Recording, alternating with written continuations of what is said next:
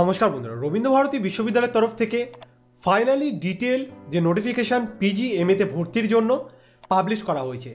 আজকে আমরা রবীন্দ্র ভারতী বিশ্ববিদ্যালয়ের যে নোটিফিকেশান পাবলিশ করা হয়েছে সেখানে যে সমস্ত তথ্য বলা হয়েছে, অর্থাৎ আপনাদের অ্যাপ্লিকেশন ফি, আপনাদের যে ভর্তি প্রক্রিয়া সেটি কবে থেকে শুরু হবে, কতদিন চলবে, আপনাদের যে পুরো অ্যাডমিশন এবং আপনাদের পুরো কোর্সের কত টাকা ফিজ লাগবে কোন বিষয়ের জন্য, সেটি বিস্তারিতভাবে এই ভিডিওতে আমরা আজকে আলোচনা করব। তো চলুন দেরি না করে সেই রবীন্দ্র ভারতী ইউনিভার্সিটির যে অফিসিয়াল আপডেট সেটি দেখে নিই। রবীন্দ্র ভারতী বিশ্ববিদ্যালয়ের তরফ থেকে এই নোটিফিকেশনটি আজকে পাবলিশ করা হয়েছে। কি বলা হয়েছে দেখুন, admission notice for the faculty of arts. Faculty of আর্টসের জন্য এই নোটিফিকেশনটি পাবলিশ হয়েছে। কি বলা হয়েছে এবার আমরা আস্তে আস্তে দেখে নেব। The university invites online application for admission to post graduate academic program MA of 2 year duration, 4টি সেমিস্টার যেটিতে এখন বিভক্ত এবং যেটি 6 মান্থ করে একটি সেমিস্টারের ডিউরেশন। তো আপনাদের যেটি অনলাইন সেটি শুরু হচ্ছে, আপনারা আগে থেকেই জানেন, যেটি আমরা আগে জানিয়েছিলাম 12 তারিখ থেকে এবং চলবে 25 তারিখ পর্যন্ত। 12ই নভেম্বর শুরু হচ্ছে এবং চলবে 25 তারিখ পর্যন্ত। তারপরে পেমেন্টের লাস্ট ডেট হচ্ছে 26 তারিখ, 26শে নভেম্বর 2020। একাডেমিক প্রোগ্রাম এমএ 2 ইয়ার্সের জন্য কী কী সাবজেক্টের কত টাকা লাগবে এবার আমরা আস্তে আস্তে দেখে নেব। সাবজেক্ট দেখুন, Bengali, English, Sanskrit, history, economics, philosophy, political science. তারপরে এলিজিবিলিটি দেখুন, graduation with honours or its equivalent under 10+2+ যে কন্ডিশন, সেই কন্ডিশনে আপনাদেরকে গ্র্যাজুয়েশন পাস হতে হবে। এছাড়া যদি আপনারা এমএ ইন এডুকেশন করতে চান তাহলে আপনাদের কিন্তু বিএড হলেও হবে। আর আপনারা যারা আগে থেকে পাস করে আছেন অর্থাৎ 2018 এবং 19, তারা কিন্তু এখানে আবেদন করতে পারবেন। 3 ইয়ার্স যেটি দেওয়া হয়েছে 2020, 19 এবং 18, তারা কিন্তু এলিজিবল এখানে আবেদনের জন্য। তার আগের কিন্তু কেউ এখানে আবেদন করতে পারবেন না। Admission to above courses will be taking according to merit, আপনাদের যেটি বলা হয়েছে এবার মেরিট লিস্টের উপর ভিত্তি করে কিন্তু হবে। আর সাবজেক্ট দেখুন, জার্নালিজম অ্যান্ড মাস কমিউনিকেশনের জন্য এলিজিবিলিটি বলা হয়েছে, আপনাদের কিন্তু ইউজিসি স্বীকৃত যে কোনো একটি ইউনিভার্সিটি থেকে পাস আউট হতে হবে। তারপরে আপনারা এখানে কিন্তু এখানেও 2 বছরের গ্যাপ বলা হয়েছে, 2020, 19 এবং 18, তারা কিন্তু এলিজিবল যারা এখানে পোস্ট গ্র্যাজুয়েশন করতে চান জার্নালিজম অ্যান্ড মাস কমিউনিকেশনে তাদের জন্য। তারপরে বি সেলফ ফিনান্সে যারা এখান থেকে করবেন, সাবজেক্ট দেখুন জিওগ্রাফি, সোশিওলজি অ্যান্ড হিন্দি, তাদের জন্য গ্র্যাজুয়েশনে করে থাকতে হবে ইউজিসি স্বীকৃত কোনো ইউনিভার্সিটি থেকে। তারপরে আপনারা এখানে 2019, 18 এবং 20 এই 3 বছরে যারা পাস করেছেন তারা কিন্তু এলিজিবল এখানে আবেদন করার জন্য। তারপরে subject environmental studies and human rights and human development, তাদের জন্য দেখুন এলিজিবিলিটি বলা হয়েছে, এনভায়রনমেন্টাল স্টাডিজের জন্য graduation with honours or its equivalent under 10+2+3 এই সিস্টেমে আপনাদেরকে ইউজিসি স্বীকৃত কোনো একটি ইউনিভার্সিটি থেকে গ্র্যাজুয়েশন পাস হতে হবে। আর এখানেও কিন্তু আপনাদেরকে 2 বছরের গ্যাপ দেওয়া হয়েছে, 2018, 19 এবং 20, তারা কিন্তু আবেদন করতে পারবেন।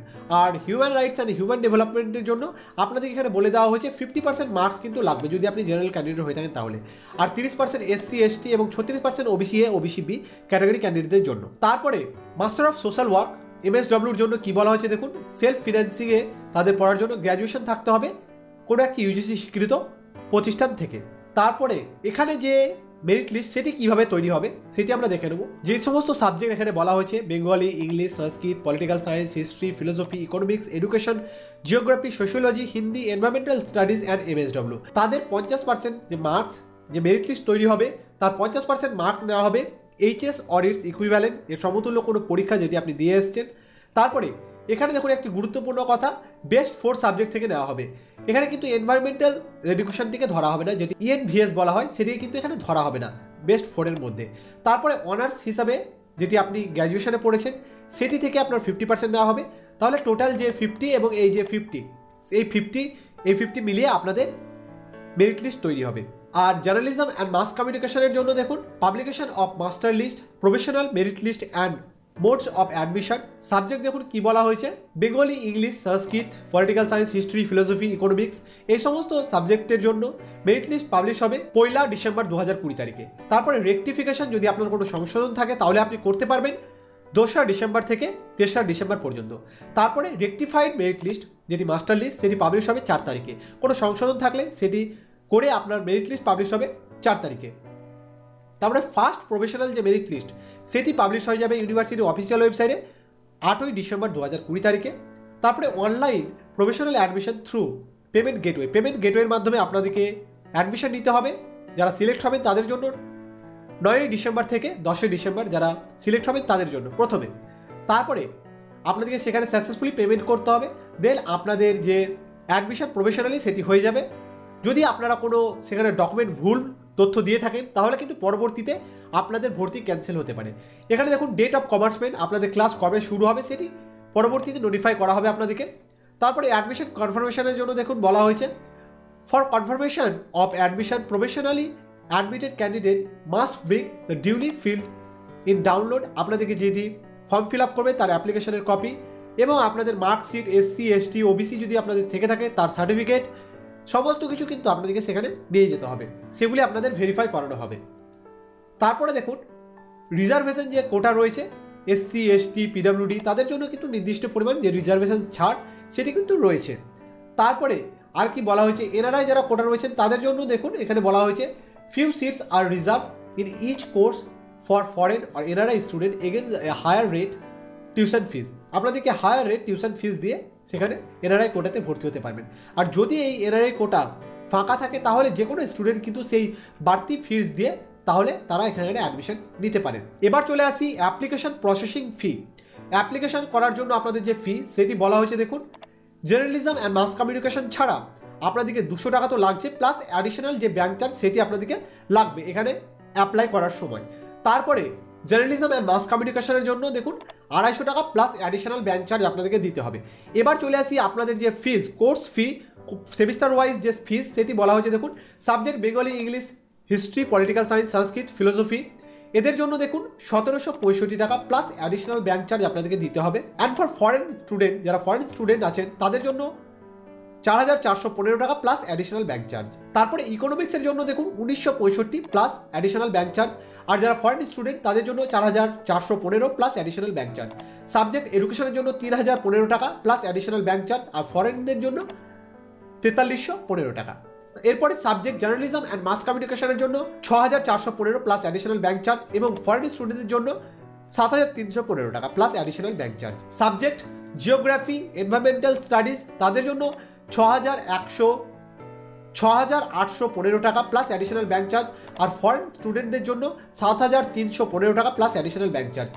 Subject Hindi, sociology, human rights and human development studies তাদের জন্য 5815 টাকা প্লাস অ্যাডিশনাল ব্যাংক চার্জ।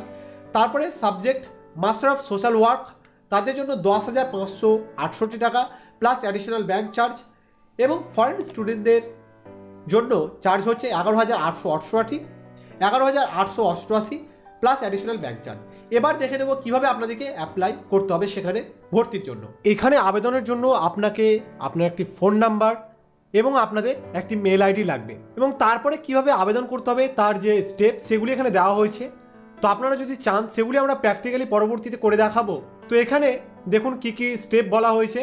সর্বপ্রথম আপনাকে এই যে অফিসিয়াল ওয়েবসাইট সেটিতে আপনাকে যেতে হবে, এবং তার আগে আজকে দেখুন কিছু শিডিউল দেওয়া হয়েছে, শিডিউলগুলি আমরা এক নজরে দেখে নেব। এখানে কিছু শিডিউল দেওয়া হয়েছে যেগুলি আমরা এক নজরে দেখে নেব। Faculty of arts and fine arts except journalism and mass communication and human rights and human development, তাদের অনলাইনে এই যে দুটি ওয়েবসাইট, সেই ওয়েবসাইটের মাধ্যমে অ্যাডমিশন হবে আপনাদের, সেটি হবে 12 তারিখ থেকে। তারপরে নিউজ পেপারে যেটি পাবলিশ হয়েছে, যেটি আমরা আগে জানিয়েছিলাম 10 তারিখে, অনলাইনে ফর্ম 12 তারিখে ছাড়বে। তারপরে লাস্ট ডেট 26 তারিখ পেমেন্ট করার। মাস্টার লিস্ট পাবলিশ হবে 1 তারিখে, রেকটিফাইড মাস্টার লিস্ট 2 এবং 3 তারিখে রেকটিফিকেশন করার। তারপর রেকটিফাইড মাস্টার লিস্ট পাবলিশ হবে 4 তারিখে। Publication of first professional merit list 8 তারিখে, 8ই ডিসেম্বর।